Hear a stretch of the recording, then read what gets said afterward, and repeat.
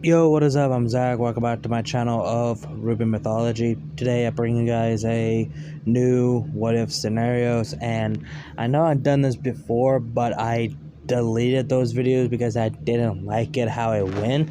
So I decided to go ahead and do like a remake version of this, or the redo version or whatever, because well, I didn't like it. Like I said, I didn't like it how it went.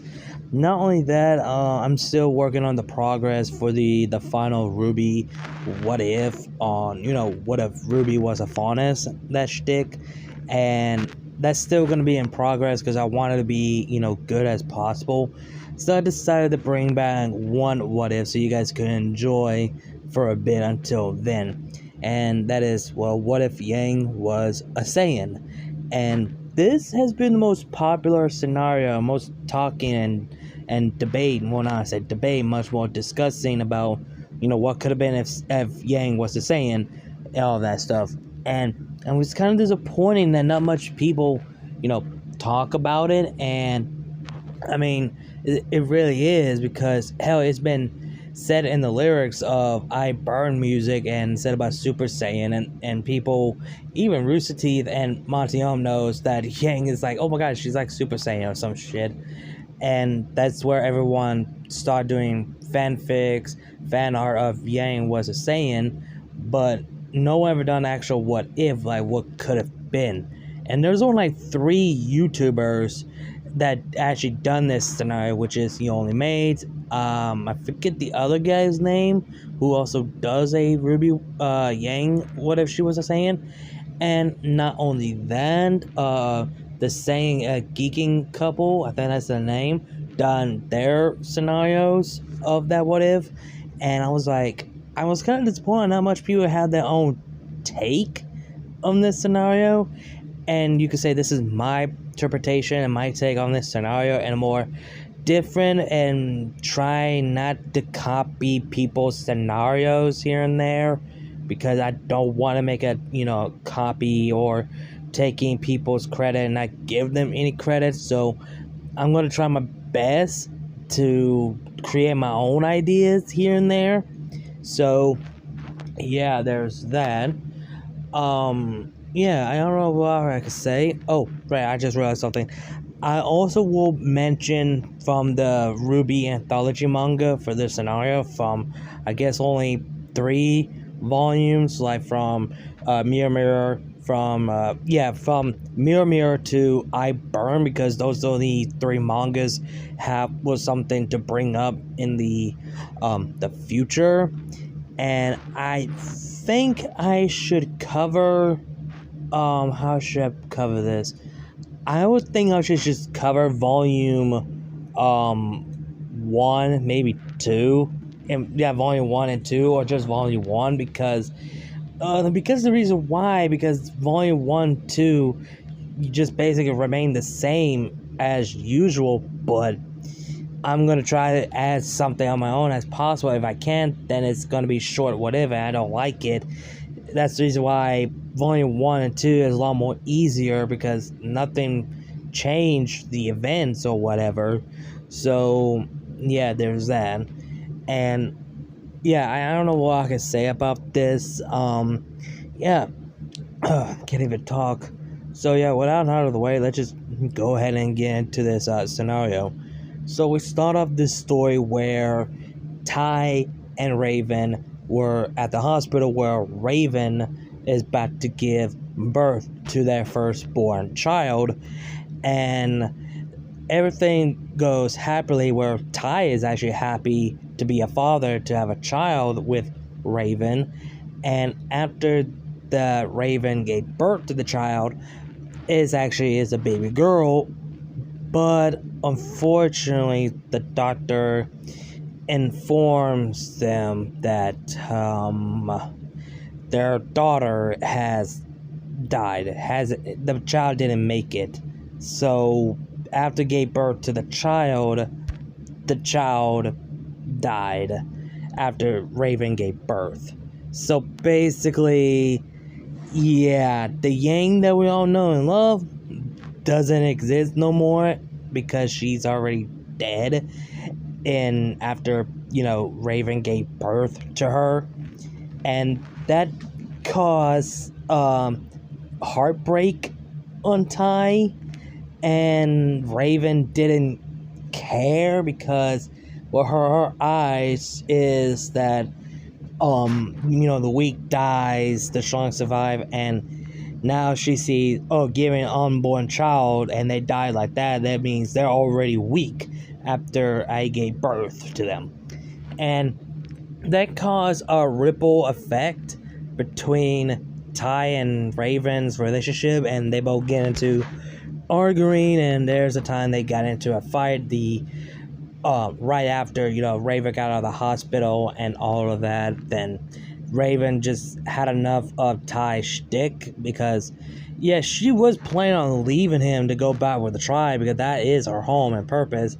So she left Ty, they go on their separate ways.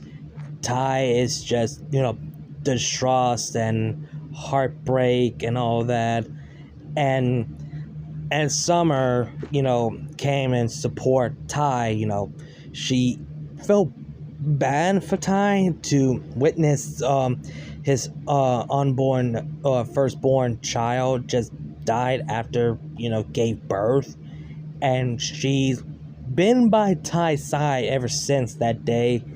And but soon later at night, something out of the sky crashes to the ground, like I would say 10 miles away, maybe 5 miles away from Ty's apartment, home or whatever. Both Ty and Summer noticed that something crashed down. Both Ty and Summer geared up and head down where that meteor crashed. So they go check, and turns out it wasn't a meteor. It was some kind of a ship shaped like an orb with a red sphere glass to it. And they witness some sort of a spaceship, like an alien ship of some sort. And looks like somehow, and there's another type of race out of the space, out of the planet. So they're not the only one. And they both look in amaze on this until the doors open, a steam of smoke comes out, and they both stand their ground to make sure anyone or anything comes out of that thing. But they wait about good chunks, about a minute or two. There was nothing, literally nothing in there. So Ty goes down there. Well, actually, no. Summer goes down there to check it out, and just be on alert. And she looks in there, and she sees a baby girl, black hair, with a monkey tail. This shocks Summer. She put her weapon down and grabbed the child out. And Ty asks, "What is it? What's in there?" She take the child out of the pod and revealed to Ty, and she said, "It's a girl, a baby." And this shocked Ty, so he goes down there and looks at the child, and she's asleep peacefully. And Ty is confused and shocked of who would send a child into the spaceship to hear what's happening, what's going on. And so they basically need to contact Crow, Ozpin, and Onwood on this. So they did. Crow shows up in the nick of time, and later on Ozpin and Onwood showed up, and both Summer and Ty tells them what was going on, and they came across this and a child in it. Ozpin and Iowa, they were kind of, actually shocked there's an alien amongst them now.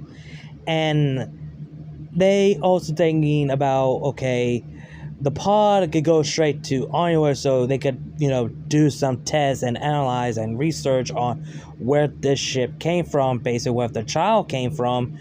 And also, Iowa thinks that should be a good idea, but in his mind, if they learn about this tech, they can actually use it for the Atlas military and their amity tower, that so to speak. So yeah, you can think on the technology with the Saiyan tech and the Atlas technology.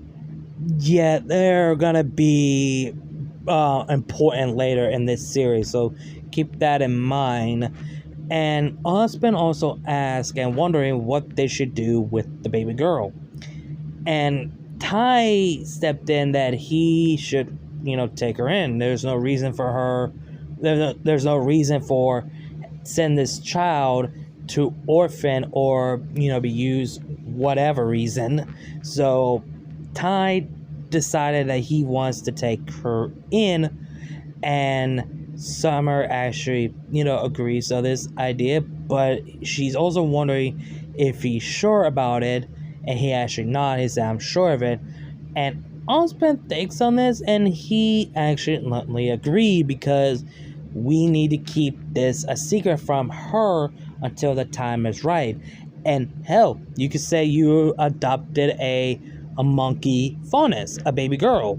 So let's just say you adopted a faunus girl of your own. Let's just make believe her that you're adopted and I took you in, that so to speak. And so that's why they're gone. But Ozpin, he's questioning about Ty raising a baby girl, which you guys will find out why later on. Like I said, in volume 2, maybe it depends how I want this video to go. I don't know, like I said, focus on just volume 1 or just volume 1 through 2, depends or whatever. So basically they took this baby girl in, and Ty is wondering, Summer asked, what is he going to name her? And because they honestly don't know her actual biological name, so Ty decided to call her Yang Xiaolong. And since Raven is not involved in this incident, she's completely unknown about the alien show up in the remnant, and Ty took this kid in. Or you could say that she was there, or she just don't want to be bothered or whatever.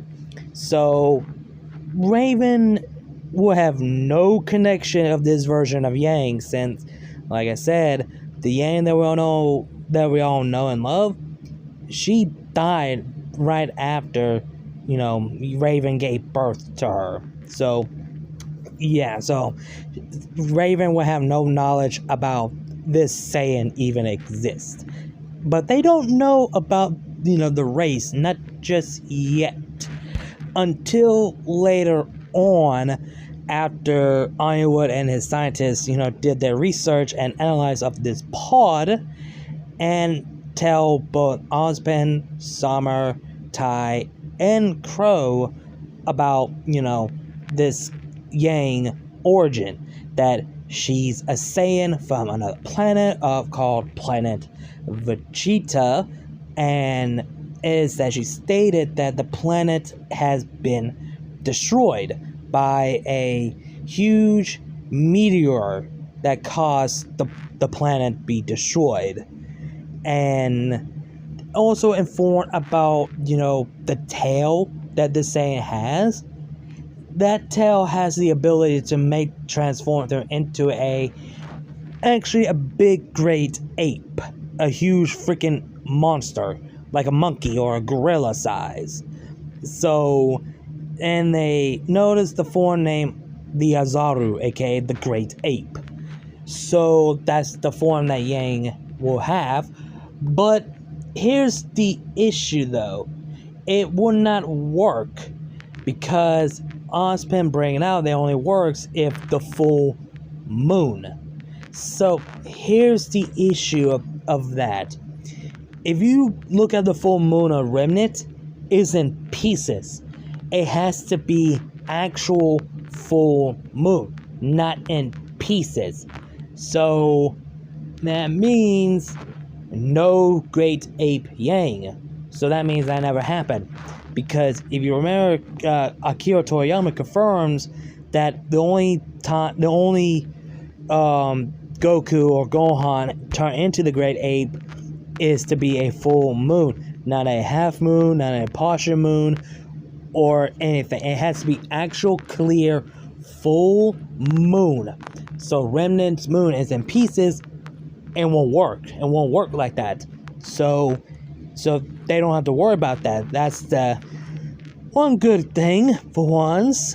And yeah, not only that, this does make Anya question even more of having Yang around. He's more on the side of that dark to kill the child while it's still a baby before it's grown. Yeah, he's into, question about that and more on the side of that. He doesn't say it to them. He decided to keep that to himself. So, yeah. And later on, when Yang started to, grow up and show her nature as a Saiyan, kind of like how Goku was when he showed up on Earth. She's kind of like that, but less, and also likes to fight and also eat a lot. Yeah, I'm kind of feel bad for Tai and Summer to keep Yang fed for a while. And also, I'm just gonna put this out there. Some people say, I don't know if it's true, people don't have aura if they arrive on Remnant, like Saiyans and other characters from the different franchise, that shtick. But to me, let's say that, well, I'll have to bring that up later when I get to Volume 1. Ever since then, for Tai and Summer raising Yang, both Tai and Summer started to, became a couple, and then Summer is, about to give birth to a child of her own, and Tai is hoping that this time this child doesn't end up like the previous one, because he doesn't want to go through that again. But the good news is it doesn't happen, and that's where RWBY is born. And Yang is saying she's like a year or two older than RWBY in this. So yeah, Yang is basically a year or two older than RWBY, I meant. So yeah, but that doesn't change the events of what happened to Summer, where RWBY and Yang are very young, like kids, like toddlers, like the age of 5, and RWBY is at the age of 3. So yeah, so basically that doesn't change anything of Summer's fate that we know. So not only that, since Yang likes to train, so Tai does train Yang how to fight, how to martial arts and hand-to-hand combat, and Tai does help Yang to unlock Yang's aura. And I feel like Tai will do something like that because he's like that type of person would do it, and how much more experienced he is, it would make sense that Yang would have an aura. And since Yang doesn't have a semblance, and the more injured and damaged she gets, she does get a Zenkai boost. So yeah, basically her Zenkai boost is basically her semblance in this. She felt stronger the more damage she takes. So yeah, that basically her semblance Zenkai boost. And she felt stronger ever since. But does that make RWBY much more hand-to-hand combat fighter? I won't say exactly, because RWBY's still not okay with the hand-to-hand combat, and she's not a fan of it, but she does learn how to throw some hands a little bit, not like her canon counterpart, but like RWBY was not okay or not a fan with hand-to-hand combat. But in this version, she's getting okay, understand that, she needs to learn how to fight without her weapon here and there. She learns a bit, not like fully yet. So, I mean, she's not going to be the best hand-to-hand combat than Yang. We all know that for damn sure. And that's basically her fighting skill. Little bit hand-to-hand combat, not mastery, just a bit. So basically, both Yang and RWBY have trained together. So there's that, and that leads to Volume 1. Everything plays out the same in the entire Volume 1. RWBY get into the Beacon Academy. RWBY meets Weiss, then Blake, that sort of thing. RWBY meets John. Yang go with her friends. Yeah, all that remain the same. But there is one thing that I want to bring up on, and that is Weiss. Okay, we know how Weiss already started being rude and disrespectful to RWBY. Now, how would she feel about Yang, that she's a faunus? She will be even more rude and disrespect than she was before, when she learns that RWBY and Yang are related. This would caught Weiss off guard, that a human and a faunus are related. That doesn't make no sense. And this gives her even more reason to hate RWBY, or being rude or disrespectful to her. But she hates faunus, so she hates Yang instantly, all because that she hates faunus.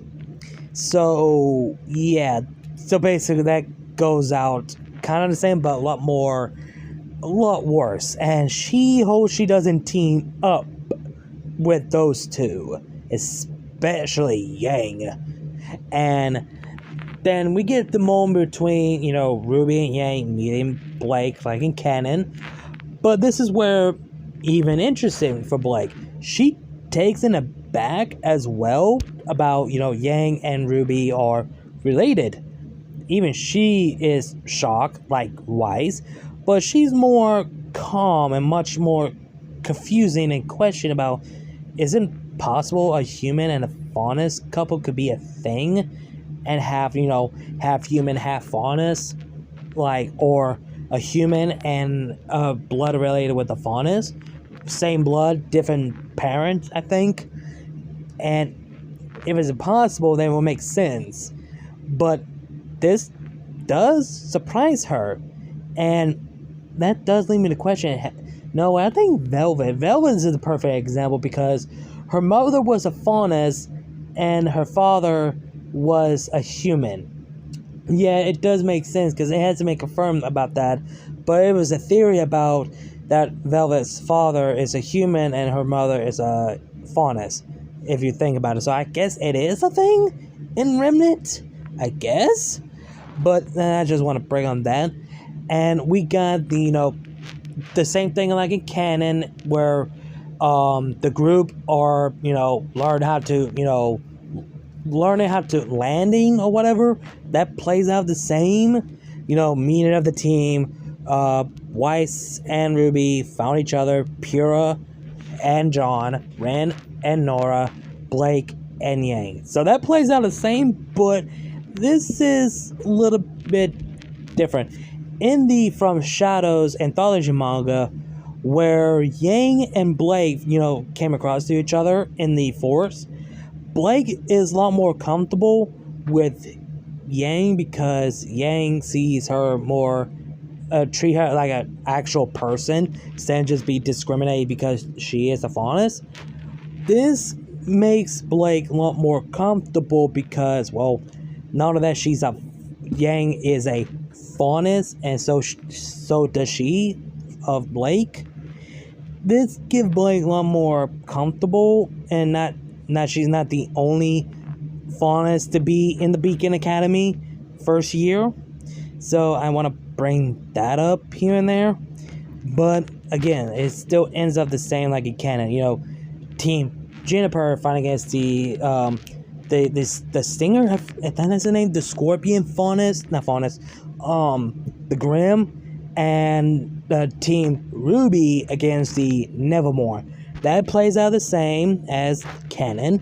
And now we got the team together. We got Team Cardinal, Team Juniper, and Team Ruby. And that plays out the same. And this does kind of piss off Weiss. Because, yeah, she should have kept her damn big mouth shut on this. Because now she's stuck with a young 2-year girl who skipped 2 years in the training academy to be a leader, and she's stuck with a faunus. Great. Worse. That's just fucking worse. Like, great, I'm stuck with the annoying girl who skipped 2 years.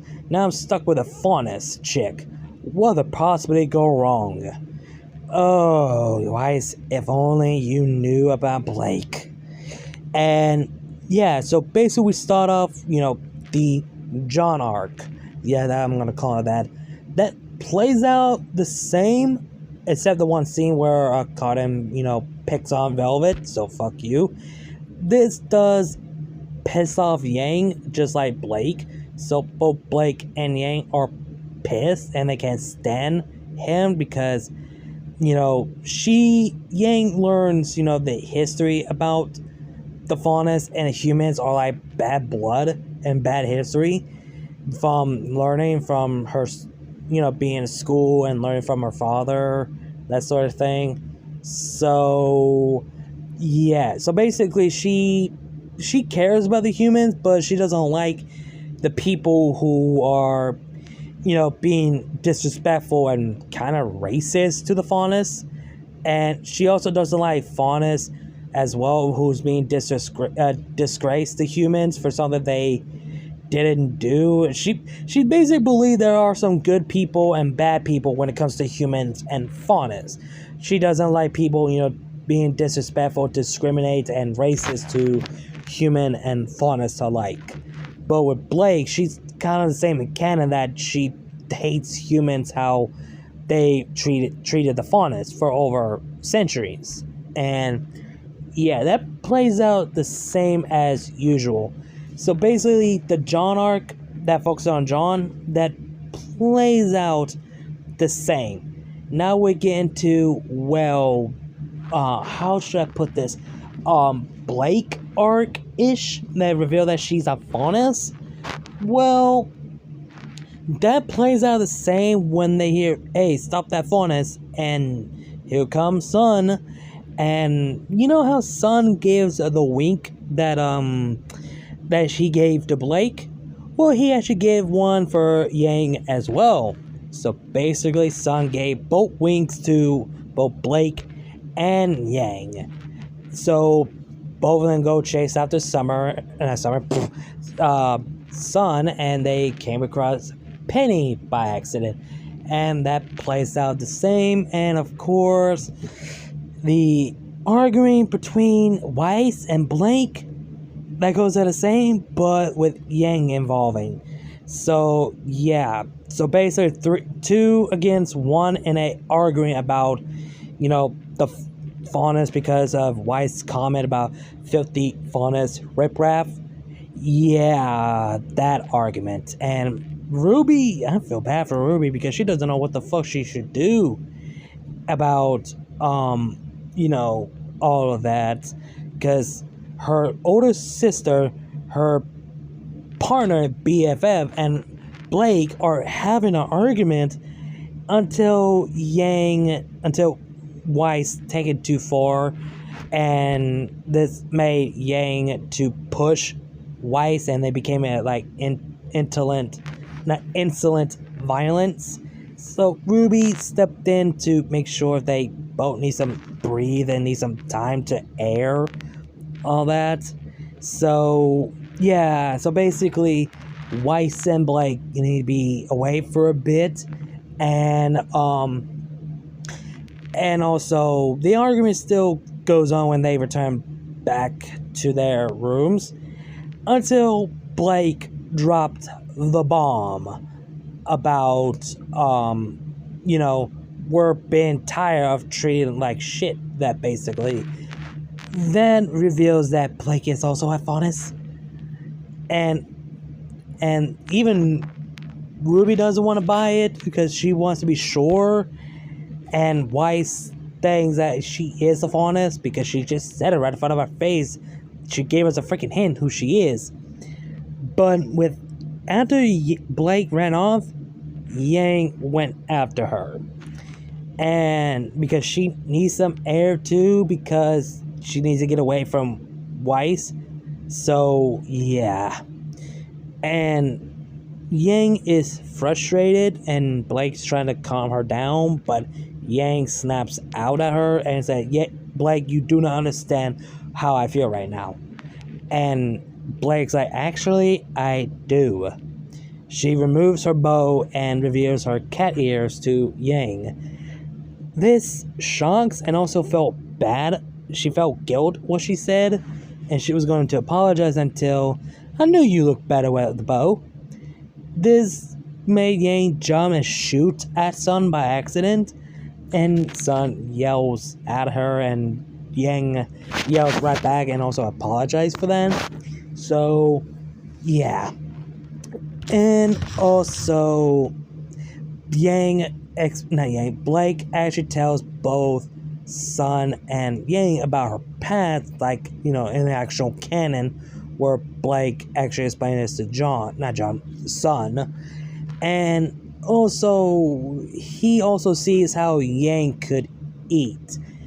And also the bills afterwards. Oh, yeah, I kind of feel bad for Sun on this one.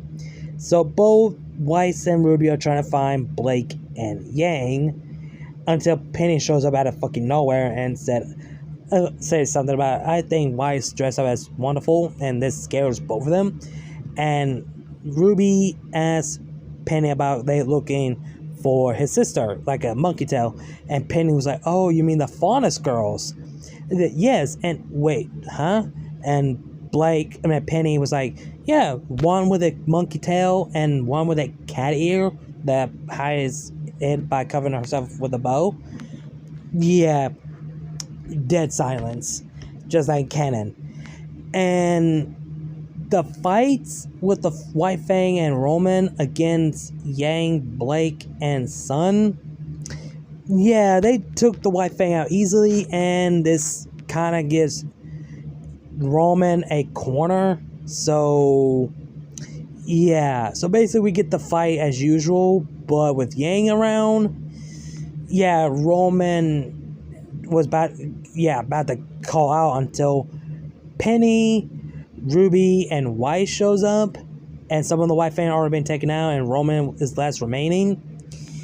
Yeah, Roman just dipped after seeing, Penny's attack. So yeah, Roman just bailed, like in canon. And this is where Weiss decided to apologize for her attitude from mostly her team, how she being rude and disrespectful harshly on Ruby, Blake, and also Yang. But she doesn't know how she feels about Sun just yet. So yeah, that plays out the same like in canon, and Penny is gone, and because of Osmond just picked her up while everyone hadn't seen her, while everyone wasn't paying attention to her. So yeah, so basically that's the end of volume 1. Holy shit, like 34 minutes long. God damn, never expect this one to be long, so I guess I could end this one here, that just finish off volume 1, because like I said, everything plays out the same, but a little bit changed and a little bit different here and there, not as much as usual. And I'm glad I added a little bit backstory that focused on, Team Stark and, Yang as well. So yeah, that's basically it of part 1 of What If Yang Was a Saiyan. And yeah, hope you guys enjoyed this video. Like, comment, share, subscribe. Links to my other channels, my social media, and my Discord server, that'll be down below in the description box. You guys know the drill. Again, like, comment, share, subscribe, and I'll see you guys later. RWBY is love, RWBY is life. Keep moving forward, and I'll see you guys later.